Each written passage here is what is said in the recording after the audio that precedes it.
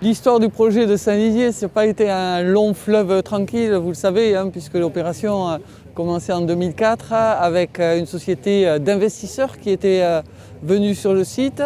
L'histoire s'est terminée en 2018, date à laquelle les investisseurs ont souhaité déposer le bilan. C'est à cette période-là que le département s'est dit on ne peut pas laisser ce site emblématique sans rien faire. Le département a décidé d'y consacrer 3,9 millions pour les investissements à faire, pour les remises aux normes, mais aussi nouveaux travaux, de façon à confier à Terre de France un espace à niveau. Donc nous sommes exploitants depuis maintenant plus de 10 ans. On connaît très bien le milieu de la résidence de tourisme.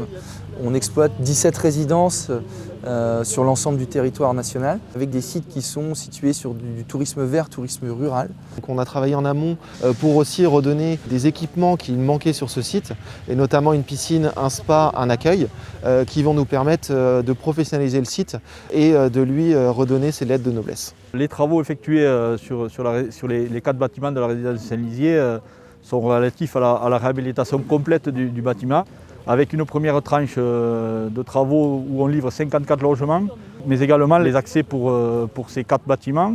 Et dans une deuxième tranche de travaux pour la fin de l'année, avec la réalisation de la piscine, de l'aménagement paysager, mais aussi les travaux sur le bâtiment A, qui est le bâtiment historique, où on livre 11 logements et 2 salles de réception. Cette piscine, c'est un équipement moderne que l'on doit intégrer dans un site patrimonial.